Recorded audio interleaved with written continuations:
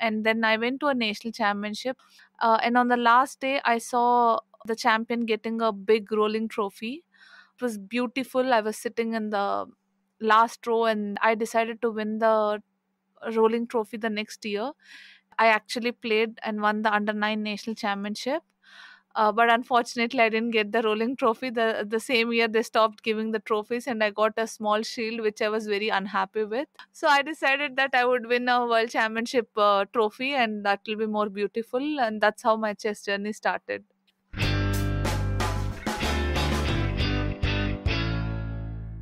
Hey everyone, and welcome to our October edition of our FIDE podcast of the Year Women in Chess. In this podcast, we introduce you to some amazing and inspiring women in the world of chess, including players, authors, coaches, journalists, and chess streamers. The podcast is a collaboration of the Chess Sports Association, the FIDE Women's Commission, and the German podcast Schachgeflüster. Today's guest is someone very special. She carries the Grandmaster title and has a current rating of 2,507, placing her number 13th in the Women's World Ranking list. She has won 3 bronze medals at the Women's World Chess Championships. Her most recent achievement was winning the bronze medal with the Indian women's team at the Olympiade in their home country. As if not impressive enough on its own, our guest played the Olympiade in her 9th month of pregnancy and gave birth to a baby girl just 2 weeks after. It is an absolute pleasure to welcome today's guest, Grandmaster Harika Dronavalli, in today's podcast. Welcome. Thank you. Okay, so let's get started straight away. And what has become a bit of a tradition, because our guests come from all over the world, we always ask our guests to start off by telling us where they're from and tell us a little bit about their home country and what the chess culture is like there. So, yeah, I'm from India. And when I started chess, the chess culture was not as much as now for sure. But we had many world youth titles by then.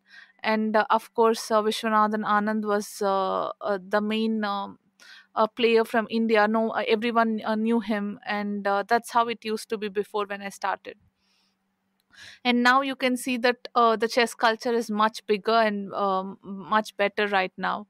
But I think overall, India, okay, chess has started in India, so we always had some kind of chess culture, be it in a small way or big way. But right now, I think this is one of the best time for chess happening in India. Okay, that sounds, it's like a very historic chess country. So tell us, how did you start playing chess? Are you from like a chess family where everyone played, or is this something you started through like a after school program? So for me, it started because my parents introduced chess to my sister. They wanted her to learn patience and to be calm for a while, to sit at one place and concentrate on something. But then I started getting interest on chess, especially because I wanted to know why my sister has been introduced and why not me. So I got interested in chess just to prove that I can also do well like my sister. To be honest, and I started doing extremely well in the beginning days, initial days, without even any, like, we didn't have any goals. We just happened very organically. So that's where it all started from. And then I went to a national championship. Uh, it was just for participation or experience, let's say. And then when I played extremely well. I got the 15th place at the end, but in the beginning I made like 5 out of 5, and I was even leading the tournament at some point. And that's where it felt like I have some special talent in chess. And on the last day, I saw the champion getting a big rolling trophy. It was beautiful. I was sitting in the last row, and I've seen that it impressed me so much that I wanted to win that a trophy.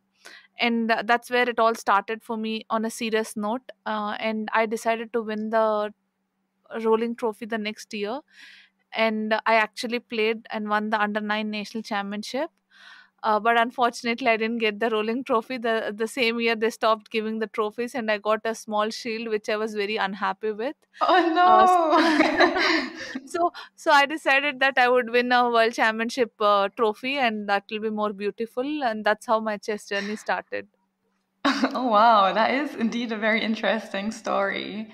Wow. And then I guess like from that national tournament or national championship, you did improve super quickly because already in the under 10s you played in the world championship for the girls, right? So the world youth Yeah. championship.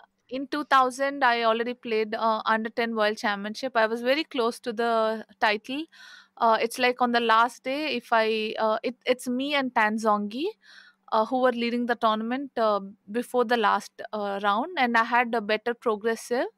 But I was too young and naive to understand. I was told that if I would win, I would get a gold medal for sure, and even if I lose, I would get a silver medal.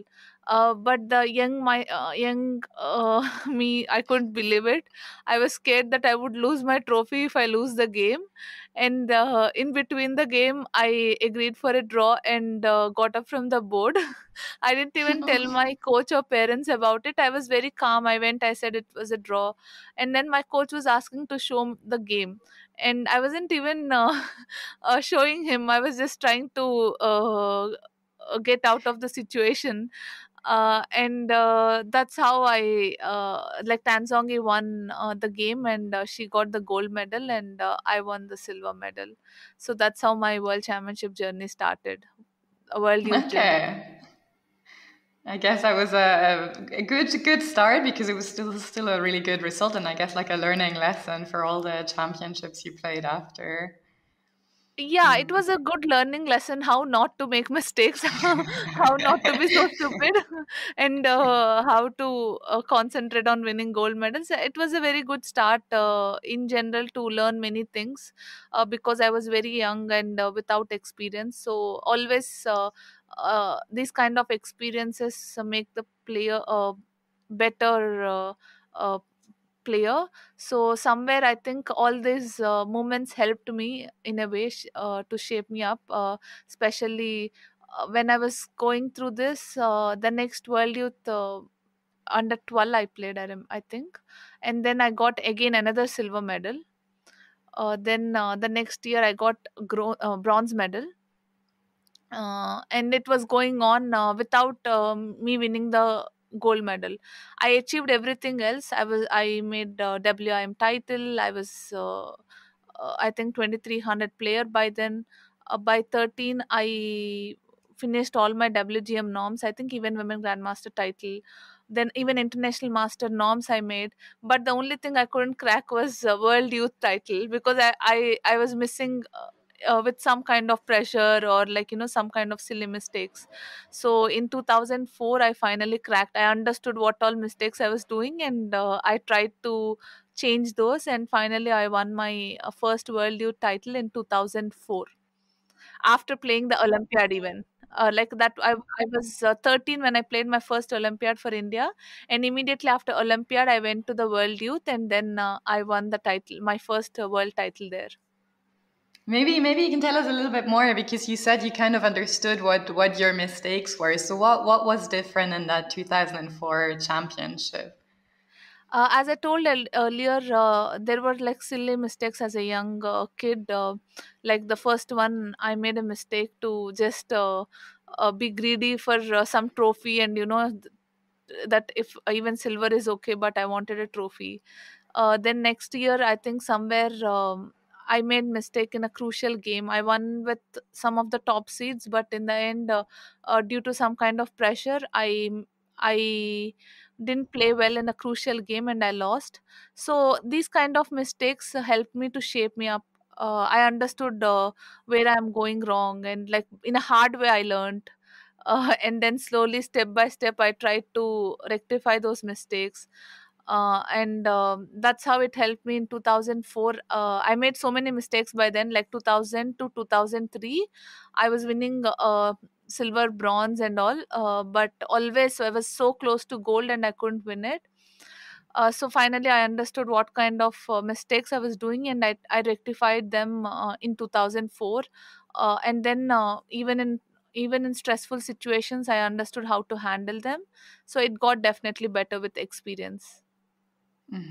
Yeah, yeah, that was very impressive. I mean, like, especially seeing like how close you were all the time and then finally making that step. Very cool. Yeah, maybe let's go because you also said that in 2003, so you were just, I think, 12 or 13, you became a member of the Indian national team.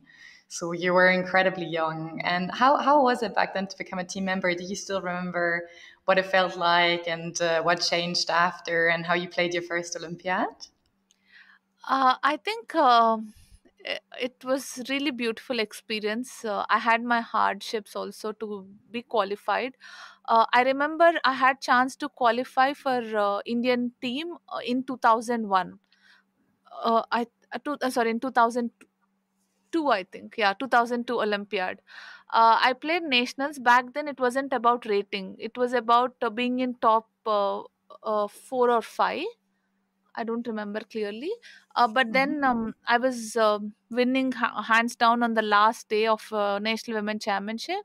If I would have won, I would have been like youngest member one in Olympiad. And then I blended a rook.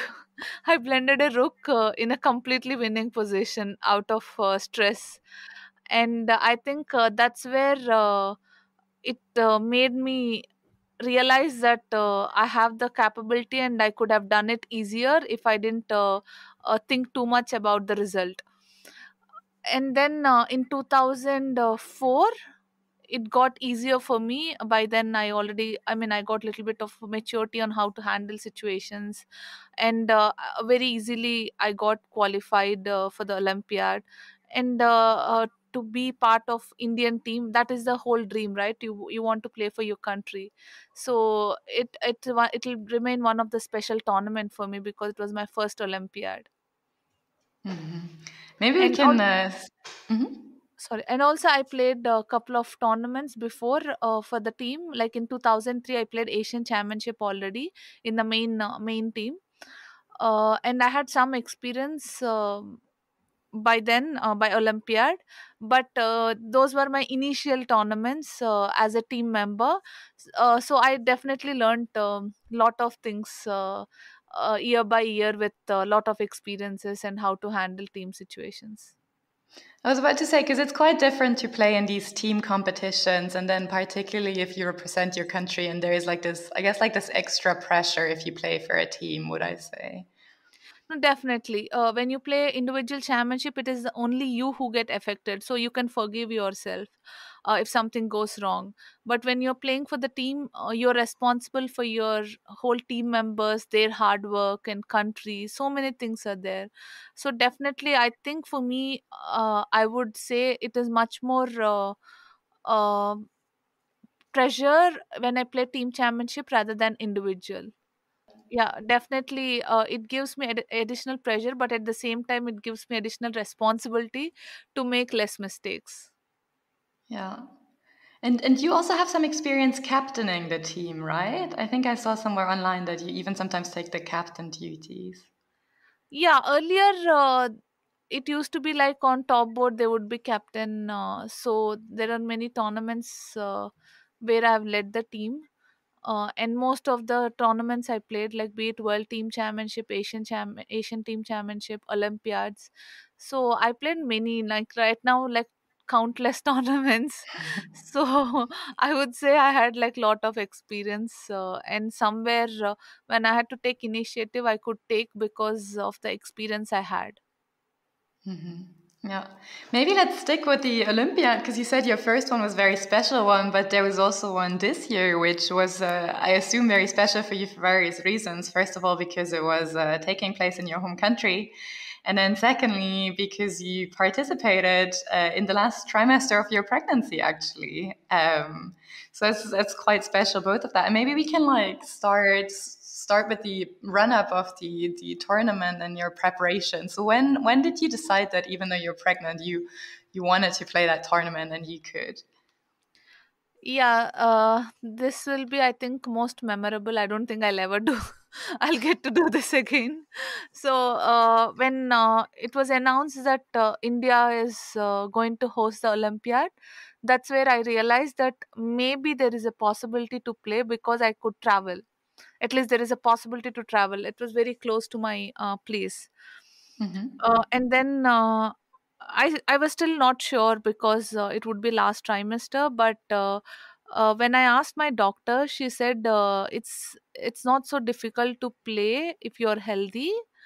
And rather it's even easier to play during pregnancy rather than immediately after delivery, because I was even thinking to participate in Asian Games, which was supposed to happen in September.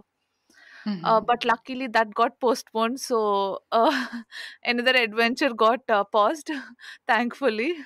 But Olympiad, when my doctor said that you have a probability to play if everything is okay with you, that's when I contacted my federation and I told them that I can play if it's okay, because it won't be so easy for everyone. Also, it will be a completely different situation.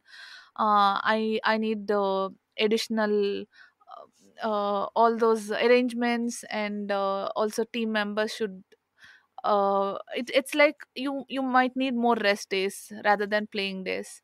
So there are so many things that could happen, but they believed in me, and they said if I am ready to play, they would do everything, be it arrangements or everything. And that's where I got confidence that I could do it. It was immediately after the Olympiad got announced in India. So from there, I kept telling that I want to play. Right now I was in back then I was in a condition to play, but you never know in pregnancy what could happen. So I was always telling that be ready for another player in case if something goes wrong in the last minute. And I didn't tell back then because it would maybe panic many people. I even played like when I was like 36th and 37th week of my pregnancy. So I Mm-hmm. wasn't sure what would happen, because sometimes you might have early delivery, anything can go wrong. So I was just preparing silently for the Olympiad. I was preparing myself physically and mentally, but at the same time I was ready. If something goes wrong, I might not be able to play. So somewhere I wasn't sure why I was working if I wouldn't play a tournament every day. During the most special phase, I was working every day, and I believed that somehow I'll make it to the tournament. So until the last minute, where my doctor gave that you can play, like gave a nod, you can go ahead and you can play, you're all fit. Until then I wasn't sure. I was scared that if something goes wrong, if my medical condition gets worse in any way, then I wouldn't play. And then just last week before the Olympiad, I got confidence that I would make it, and then I booked my tickets. I confirmed with the federation that I can come to the tournament. And then until I really reached Chennai, I wasn't sure. Because it was totally different situation for me. I never experienced something like that. And I also knew knew some tournaments where people played in early trimesters, or like somewhere in the fifth sixth month. I was aware of those situations, but I never heard of a story someone playing in the ninth month. So I was somewhere not sure how it would go, but I believed in myself and I believed in my decision that somehow things would work, and somehow everything will go smoothly until the end of the tournament. So with this belief, I just managed to play in the tournament. So it was like I think the Olympiad got announced somewhere in March, if I'm not wrong. Mm-hmm. March or April, I don't remember exactly. So and from there to August, July, so July 28th, the only thing I had in my mind was that I have to make it to Olympiad and I should play for the country and we should win a medal for the country, because it never happened before in Women Olympiad. So I just lived those moments for all those months.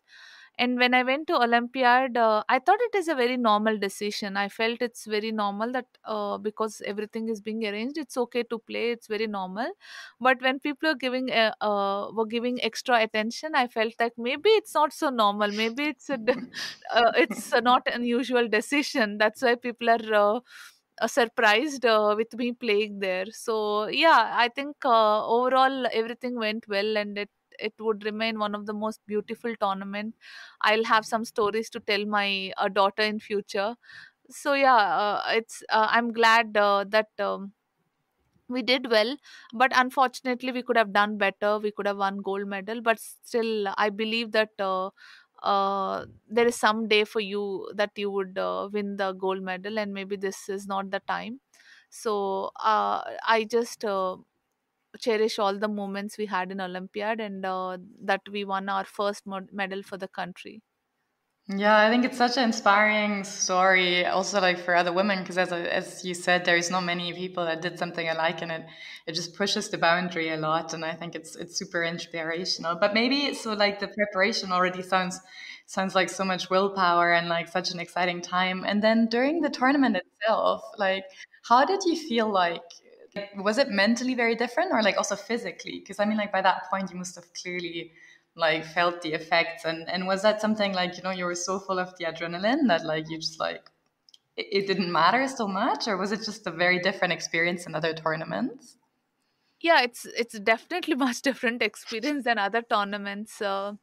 Especially I was trying to understand, like when I was preparing, when I was training the earlier months before Olympiad, I was trying to figure out, because everyone told last trimester will be much different than the other months, and it will be much more difficult, and some people felt it's crazy that I'm actually going and playing a tournament, and some felt that maybe it's not needed.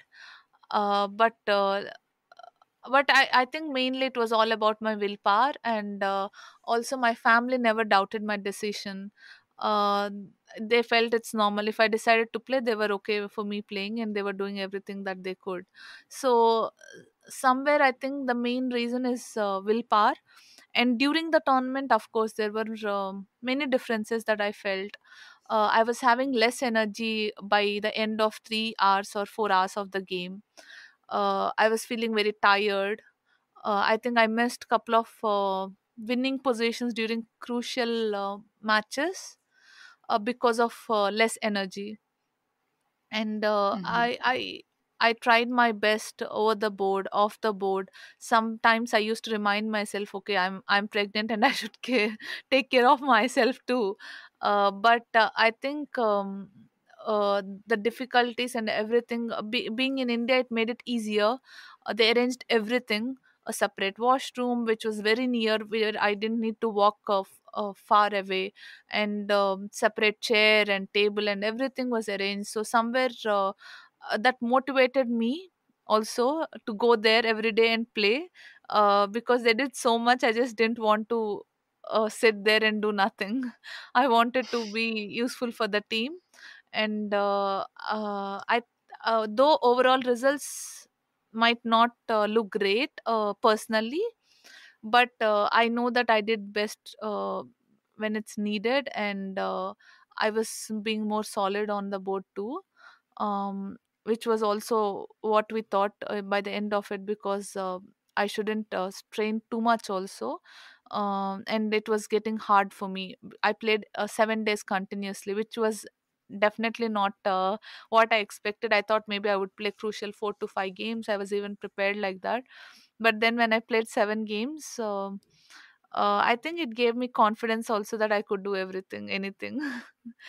Yeah, I saw that you played so many games in a row and then just sat out the first two, I think, and the last two. And I was wondering again, like, usually these decisions are made with the team captain, but then, like, I guess, again, yours was a very special situation and it took so much from you, but it's also so great that you had the support from the family and also this team spirit and that somehow you managed to get this through. But in the end, like, how were the decisions made on whether you would play or not play or sit out? Was this something that was still discussed with the captain and the team for every round? So it was new situation for all of us. They wanted me to play, but they weren't sure about my health condition. So I had to tell every day that I'm okay to play or I don't. Mm-hmm. Sometimes I would doubt myself if I can play or not, because I thought my team was doing great and maybe I could spoil something, because I wasn't winning some of the winning positions. As a player, that somewhere disappointed me, that maybe without me the team could do even better. So I self doubted myself sometimes, but they believed that me being there would help the team, and that would give extra confidence for the team. So somewhere I think I have stood up to the expectations of my team, so I'm happy for that. And the decisions were made mainly, this time at least, mainly about my health condition, if I'm okay to play or not. And sometimes I Mm-hmm. would get very tired after the game, and I would feel that I can't even move after the game, and I wouldn't be able to play the next day. But then when team asked, I couldn't really give my health condition as a reason, and I thought like I would push myself and I'm okay to play. And then the next day I used to get up all fresh and again fight for the game. So Mm-hmm. definitely it was, the decisions were taken regarding how I felt also, and what team needs in the both ways. And the first two rounds, obviously, it's I think most expected that I wouldn't be playing. But the last two, somewhere, I thought the team was doing really well, and I got little pains, and I felt those were actually false pains, but I felt a little scared because it was new experience for me. I thought if I my name was given and in and something goes wrong suddenly, then the team would get affected. So we had to decide on in other way, and we were doing well until the last game. So last game was totally unexpected for us. So that's where we might doubt the decisions, but it can happen anytime. Even me being part of the team on the last day, anything could happen. So sometimes we should just understand that we gave our best, and whatever supposed to happen, it happened. Maybe the other players played better that day, and we should just try the next time. But overall, this time decisions and everything, it was much different than a normal olympiad condition. Mm-hmm.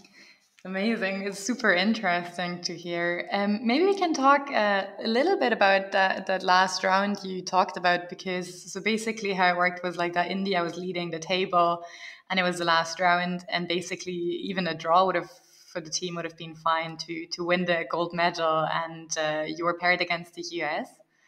And yeah, it didn't go as planned. And I think that's a very difficult situation, because in the end, like the team result that India had, like the bronze medal was still absolutely amazing, right? Because like the women's team never won a medal. But then I guess like because the gold was so close, it's still a bit of a disappointment. And I was just, maybe tell us how you experienced the last round, and maybe also what the team felt like in that moment. So basically, the penultimate round, we did extremely well. We won three and a half with Kazakhstan. So somewhere that gave us like complete confidence that at least making 2 points wouldn't be a big problem. Um, at least, I mean, though there were US is a very strong team. We believed that we were in a good form, and we didn't lose a single match until then. So the penultimate round, the same day, the doctor suggested me that I could be ready for labor anytime. That which was Mm-hmm. shocking for me, and I felt very strange. And then I was told to go back immediately to my hometown. But then I believed in myself that I don't feel it. I feel like I'm supposed to be there on the podium. I would win the medal for sure, and I would go back with the medal. So I took that chance. I stayed back, but I couldn't play for the team because it could give additional risk to the team. If something goes wrong in between, maybe the midnight or something, and if I can't play the game, that would just lose 1 point from the team. Mm-hmm. So we had to decide the other way also, because it was very encouraging that we did extremely well with Kazakhstan in the penultimate round. And we believed that somehow at least 2 points would happen. But things happened very fast. The last day, it was the timings got changed. We had very less time to prepare. Immediately after the penultimate round, we had to prepare, then go for that game, and everything went so fast without even much expectations. Just everything fell apart on the last day, Hmm. because until then, we did play with all the strongest teams there. And being the first seed, I think from day one you would get the best possible teams. So somewhere I believed that we could easily pull off the last game, because we have crossed so many hurdles. But unfortunately, things went really wrong for us the last day. So I believe that we were not destined to win gold medal. We did try our best, and things really went wrong. It took a lot of time for all of us to understand and accept it. But we all are players. We know how it works. Things can go wrong anytime. It might look unfair that last day things change so dramatically for us, even after doing so well until the last round. But that's how sport is, and that's how things change anytime. And it was hard. It was really hard, but on the brighter side, we won the first medal for the country in India. When it happened in India, it could inspire more girls, and uh, definitely that would be a lesson to learn. Hmm. Following up on that, because as you said, like it's you won a medal, the first medal for the Indian women's team in India, and generally, what do you think this Olympiad was for India and the chess there, and how was it perceived in the country, and do you think it will kind of push more people or have a positive effect on chess in India? No, definitely. I think it never happened before on such large scale in India, and so many people started seeing at a chess tournament. I think it was done beautifully. Normally, in such huge tournaments, many people will have complaints, and I've been there. Like, you would have someone will be unhappy, someone will be happy. But I think I'm very proud that this is one tournament where there are very less. Maybe let's say bad reviews or something. Most of them were happy, all from all the countries. And I'm very happy and proud that my country could pull it off. At the same time, I think for chess lovers to be there, to see, to witness what happens in a chess tournament and how exactly it works when you're playing for the country, I think it definitely will motivate more kids to take up chess and also to do well. This definitely will be a game changer moment for chess in India, I feel.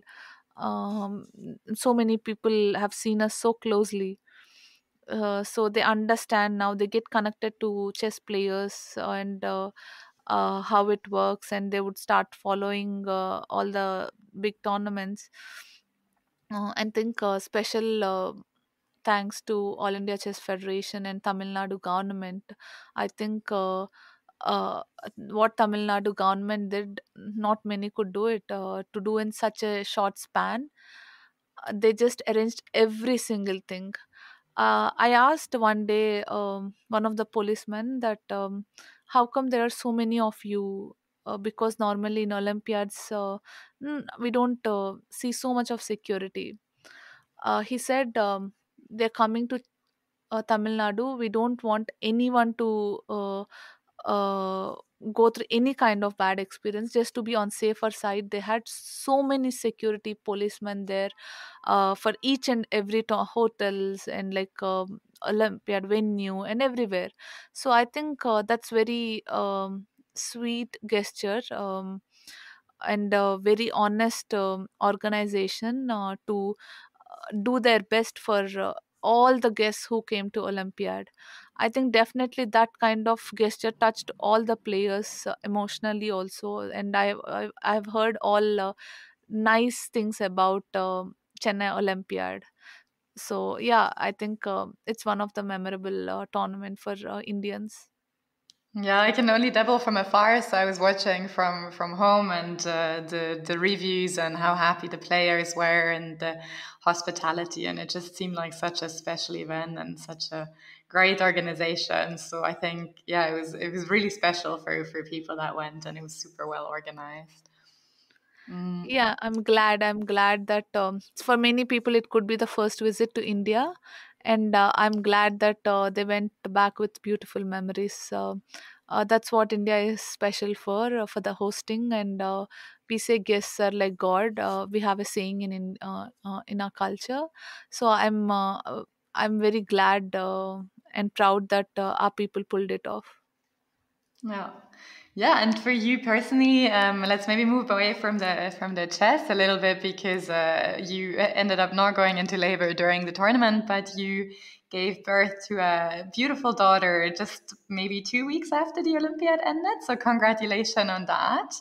And Thank you. yeah, I was wondering how you're easing into your new role as a mom and how you're finding it so far. To be frank, actually, I was thinking so much about Olympiad. I thought I would do everything else after Olympiad, and before delivery, I would like arrange everything for the baby. So I didn't really think on that aspect until Olympiad got over. And once Olympiad got over, I got so exhausted. I didn't get much time to prepare myself and prepare for the baby, all the needful things. But luckily, my family is there who took care of everything. And uh, after the delivery, I'm still figuring out. It's a new phase for me. It's definitely not as easy as I thought, even with so many people around. It's I'm enjoying the new phase of life. I'm figuring out how to handle things. Um, and I'm glad that Asian Games got postponed. I realized how hard it would have been to participate after delivery. So yeah, I right now I'm just taking a pause and enjoying my new phase, and trying to be a good mom to my baby as much as I could or I can. So yeah, I have to see how things will go in future. Sounds like you're doing really well at the moment. One question I had is your baby is called Hanvika, and I wondered whether the name has a meaning. Yeah, Hanvika, also mainly because it is half part of my name and my husband's name, Harika and Karthik. Oh, And the meaning of the name is god, one of the goddess, Indian goddess, and also it means gold. And there are some several meanings in for it. So I found it nice. Also my mother's name is somewhere similar as a gold, so I thought it is matching in every aspect, so we decided to name her Hanvika. yeah, it's a very beautiful name. Yeah. At least it's very similar to my name. That's also true. I was thinking that when I read it, but I didn't know that it's because you literally take the parts of your name and your husband's name. Yeah, we took it, and my father, he felt it's hard because they're so used to Harika, and like now to change like Hanvika, they felt it could be difficult to pronounce and all. But we decided that we felt this is the name, and we said like you'll get used to it slowly. Let's get used to it, and we Yeah. named her Hanvika. Yeah, yeah. I'm sure they will manage. If you manage to play an Olympiad in your final trimester, I'm sure everyone else will like manage to pronounce your daughter's name correctly. Yeah, I think that would be an adventure for me to remember the Olympiad. Yeah. Yeah, and something like, I think it's like something you can, as you said, tell your daughter one day, and it's something she and you both can be proud of, and it's a great start into life. Yeah, Yeah. I believed when people said that it could be stressful for the baby, it's not good for your health. There are people who criticize it, but I felt, I believed that if I'm strong, if I'm doing what I like, what is some supposed to what I'm supposed to do, I think definitely that shouldn't affect the baby so much. I felt the happiness I would get by playing, definitely the baby also would feel it, and I believed in it. And I'm glad that everything happened smoothly. And when I received the medal, and the medal was placed, and it was on my tummy, I felt like so special. I had tears in my eyes that yes, I managed to do it. And after all these months, me and my baby both got a medal. I think that's a very beautiful story to tell her when she grows up. Yeah, yeah, yeah. She's already destined to be like a super strong, woman growing up. Yeah, at least she would remember the story, or something to share Yeah, for her in future. yeah. And maybe we can follow up also on what the plans are now, because you already started talking about tournaments in the future. So, it seems like you've already given it a lot of thought, and I was wondering what your idea is on combining chess and parenthood, and how you want to go ahead the next few, I guess, like years. Definitely, chess has been always my life since childhood. It's I can't think the other way. As I said, I felt playing in pregnancy or any situation is very normal. That's what I felt. And even now, my whole idea would be to come back to chess as early as I can, and at the same time be a good mother to take care of my baby. Luckily, I have a family who are very close nearby, and who can take care of the baby even better than me. So I don't need to worry about traveling. But for now, I've taken a pause for 2 to 3 months. Then I'm hoping to come back soon. Maybe I would play Tata Steel Rapid and Blitz Women's Tournament, and World Rapid and Blitz. And the next year will be very crucial because there are many important tournaments lined up, like Women Grand Prix, then Grand Swiss, Asian Games. So there are many important tournaments next year. So I need to figure out and find myself to get some time, and like also get time to work on chess and get back as soon as I can. So still loads of ambitions. Maybe it's a good opportunity to jump actually to the Women Grand Prix and also the World Championships, because that's something where you also had well, you've never managed to get a World Championship title, but you also won the bronze medal a few times there. So it seems like you still have ambitions to trial again, and that like just having a baby is just like not stopping you from that goal.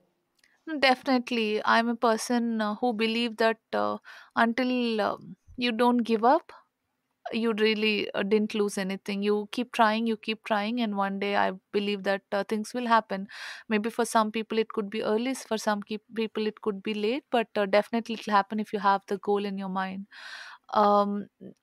Yes, things would change after becoming a mother. Maybe priorities would divide in many things, but definitely I would like to inspire my daughter when she grows up. I would like her to learn from my experiences also. So uh, I would definitely be as equally ambitious as before, um, to not give up on my goals and ambitions, which also can be a lesson for my daughter when she learns that how not to give up and how to keep trying. um, I would say yes, I would want to win the world championship one day. I don't know when, but I'll definitely keep trying. How do you prepare for such a tournament, or how do you push for such a goal? Because there's so many facets. Of course, there's like the chess preparation you have to do for these tournaments. But for example, how if you've played a tournament like that and you got kicked out several times in the knockout system in, like, I don't know, the semi-final or the quarter final, I guess that has a lot to do with like psychology and nerves. Is there a special way you prepare for this, or that you think you can even prepare for this?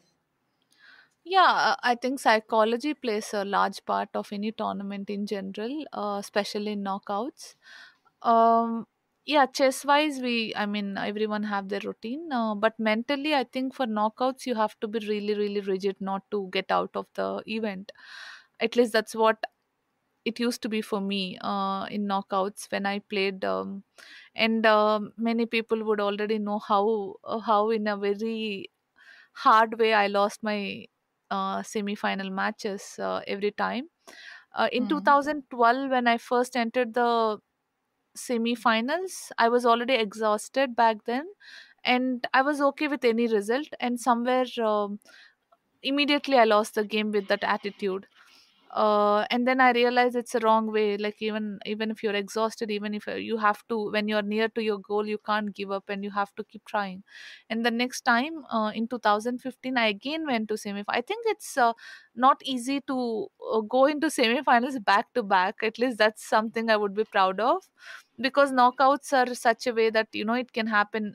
One day something goes wrong and you will just be out of it. But I have been always rigid enough to be there to win the title. I have always believed that I could do it. And in knockouts, that kind of mental um, rigidness helped me in many of the knockout events. But there was no special preparation for it. I think it just happens spontaneously during the tournament, and when things go well, you just feel like you can't you will do well. And yeah, things work perfectly. And sometimes you feel like something is wrong, and some negative feelings, and then actual things will start going worse. So it's all about your mental stability also, other than just chess and game. But yeah, for knockouts, you really need that extra rigidness, that you don't want to get out of the tournament and you have to do well there. So there were many moments for me in 2015. I played my semi-finals against Maria, and I was so close to winning in couple of games, and I kept making mistakes. And I think one of the game which I would always remember is I didn't win a game with three pawns up in queen ending. And then Mhm. I lost. I gave up. I felt like it's high time. I think it's too much that I didn't win that game. And then the next game, because of my mentally, I gave up. I immediately collapsed. But in 2017, again something similar happened, and I was very close to winning the semi-finals, and then I messed up in the second rapid game. I was so close to make a draw, and I lost that game. But then I didn't give up. I just kept fighting. I understood that it's very normal that things go wrong, but you have to keep trying. And then I remember one of the game where I lost a queen, and I had like two pieces, but the only chance to remain in the match was to win that game. I believed that I can't get out of the tournament. I have to go through finals, and I kept trying and trying, and I won with queen down. So it's always about psychology also, not just a game. But then finally I lost in the Armageddon match in a clearly winning position again. But I believe that these kind of experiences will help you to become a better player, to solve the situations when you face next time.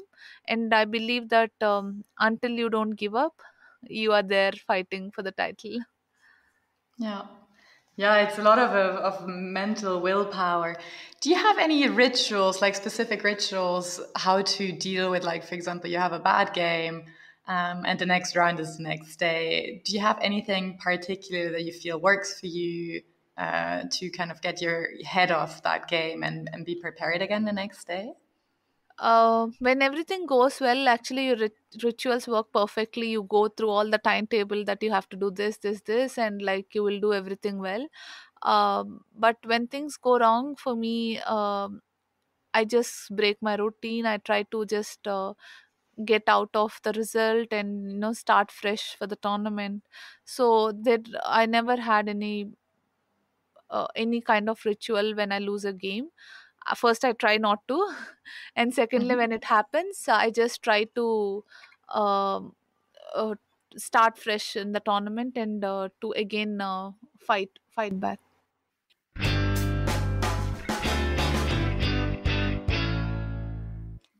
Dear chess friends, here is Michael, the editor of this podcast series.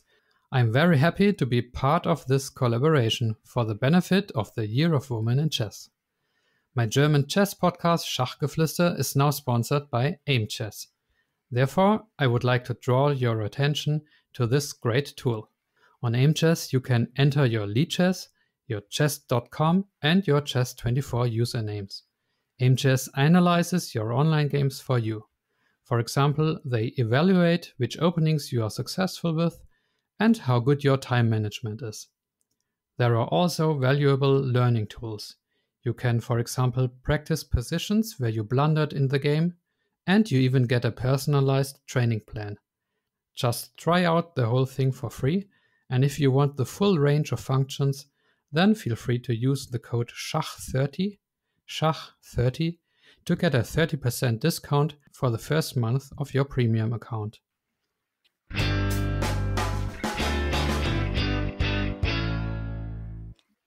Yeah, one other tournament I'd like to discuss with you is when you won the title for the World Women's Online-Blitz Championships in 2015. Because nowadays, I guess these online tournaments started booming and they became so big during Corona. But in 2015, they were still quite rare. And I actually think it was the first sport online event ever recognized by the Olympic Committee.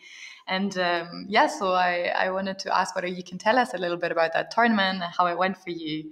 And maybe also a little bit about what the format was.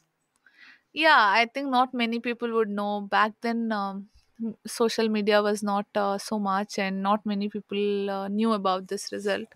I was the first world online blitz champion. But after that, the tournament got stopped. So I still remain world online Yoli. women blitz champion. Back then, actually, there were no cameras, not so much during the qualification. It was like in qualification you just play on your name and without too much of security. But then finals happened in Italy, Rome.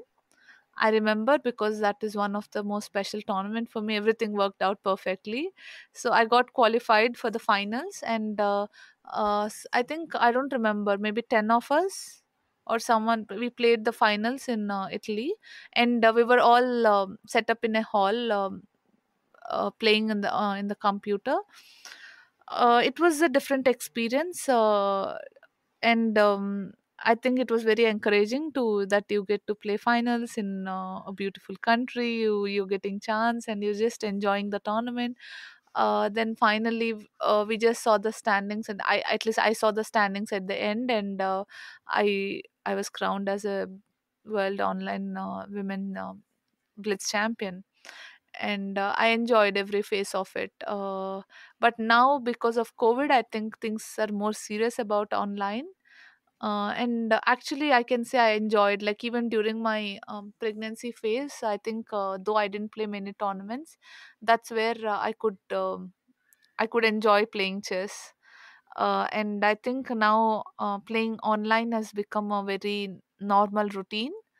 So in between the tournaments, now you have additional opportunities to play online, and to be in touch with chess in many ways, and to also earn good money. So I'm glad that things have changed this way.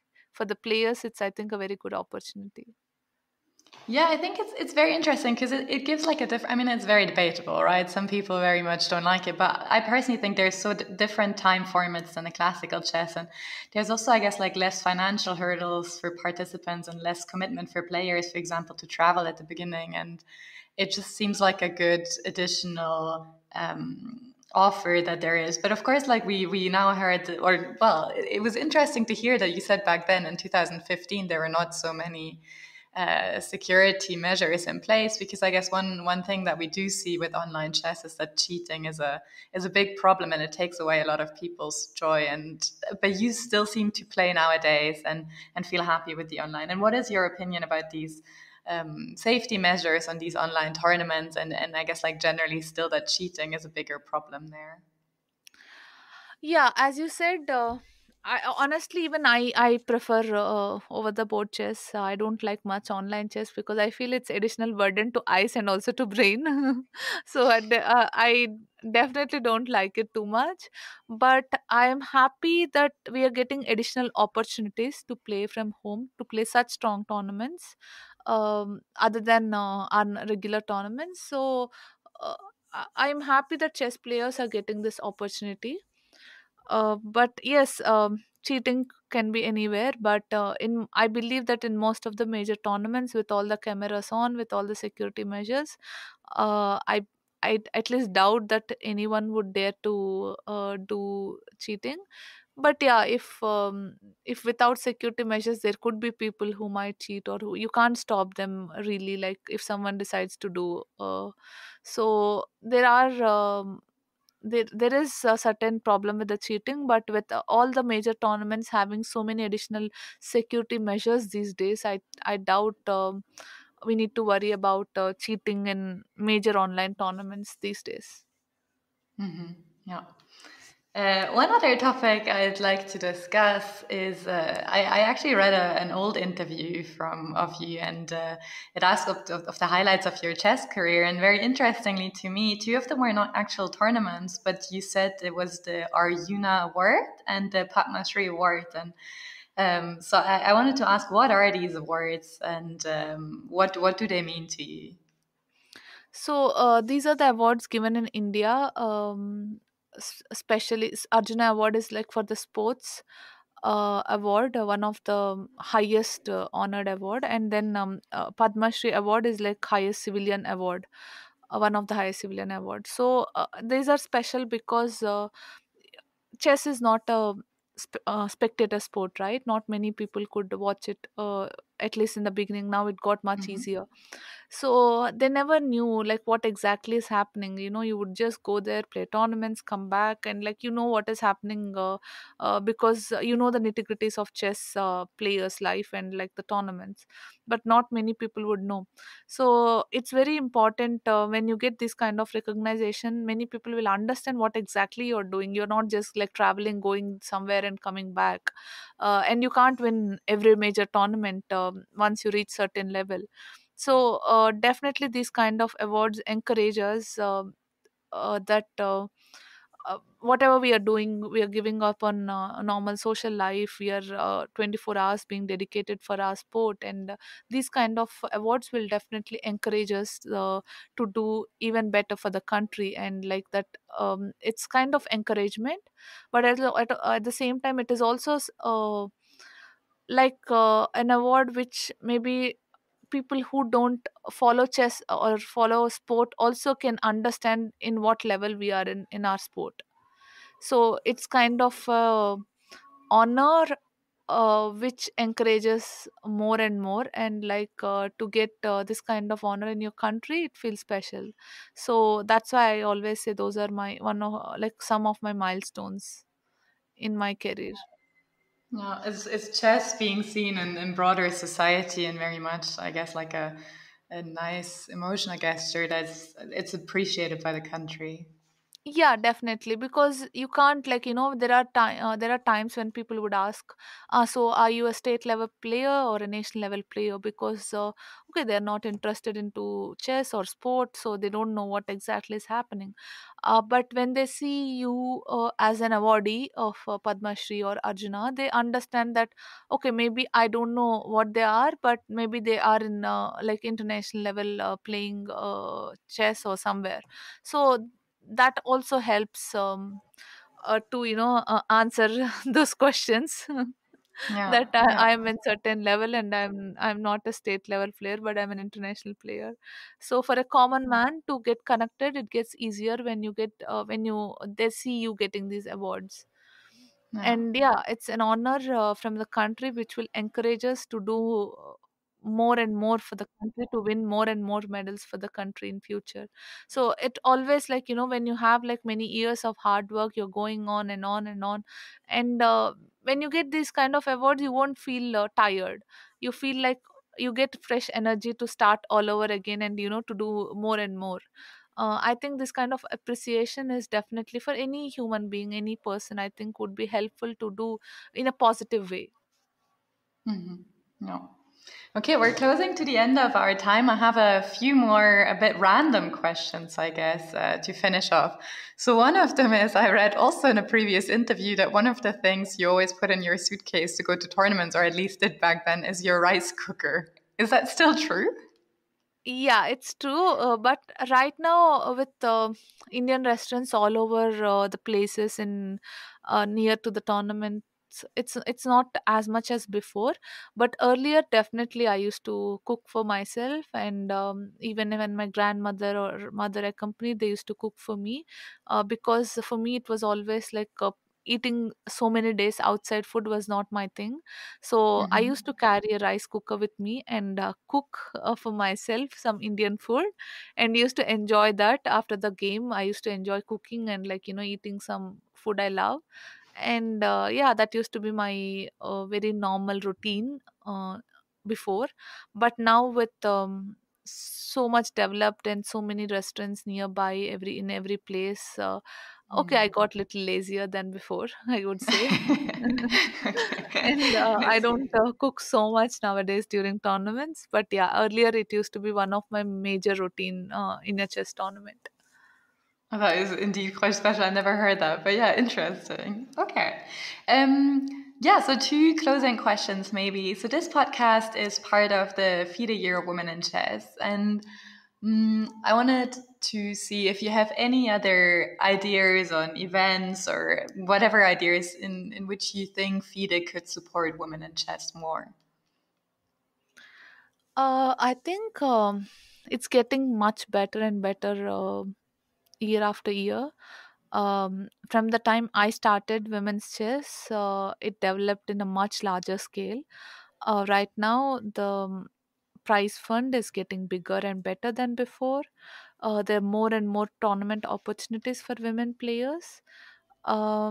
Yeah, I mean, I would say that it's very positive sign that things are going well in women's chess. But yeah, always there will be a scope of doing even bigger. Mhm. uh, I don't know. Like right now, I can't think of any suggestions. But yeah, I mean, I would say if they can increase the price fund equally to win, it will be even better. Mhm. It's not a Mhm. complaint. I understand that things will move slowly, but like some of the sports, if they can do it, it will be even better in future. uh, but yeah, like I'm happy with the way things are developing in women's chess, and I believe that things will get even better in future for next generation. So um, suggestions, like to have specific suggestions, right now I can't think of any. But yeah, I'm happy with the way things are developing. Mhm. One follow up question, maybe now that your situation changed a little bit and you have a baby. One thing we discussed in this podcast before is whether there should be any offers by tournaments or organizers, for example, for childcare or making tournaments a bit more family friendly. Do you have any opinions on this? Do you think this should be something that FIDE or tournaments should do, or is this something that people should figure out themselves or with their family or organize somehow differently? That would be lovely, actually. There is, yeah, this reminds me of one thing that because the tournaments are really long, the classical tournaments, I think it gets little harder when you have to be away for like 12 to 15 days. Definitely, it makes big difference, but it is easier when you are playing like World Rapid and Blitz or like small tournaments. It makes it much easier. And at the same time, yeah, it would be lovely if they can have special arrangements, like let's say I felt very good, like when I got special arrangements during my pregnancy time. And I think if the same can be done for even like kids, it will be also good, good for women. But at the same time, you don't know like how it's not easy, like it could be like one or two people with the kids, and if they want to travel with the kids, and then to arrange do special arrangements. But if possible, if they can do it, it would be really lovely uh, and helpful for some of the women players who would like to travel with the kids. um, but yeah, I mean, it depends individually. if they're traveling with the kids, if they want to figure out for themselves, if they want the organization to do. But there is, I don't think there is something to be complain about, not having special care, because it's not easy when you're taking a responsibility of another child, of a player's child. It can be even harder for the organization. So yeah, I mean, it will be nice if they can, but if they don't also, it should be fine. I think players can figure out us, like, it shouldn't be a very big deal. Yeah. Okay, perfect. Thank you so much on your opinion on that. We are unfortunately already at the end of our time. It was absolutely lovely to have you as a guest on our podcast. And all the best in the upcoming few months and like easing into the being a mom. And of course, also good luck with your upcoming tournaments once you start playing again. Thank you so much. It was a pleasure to share my experiences too. Thank you.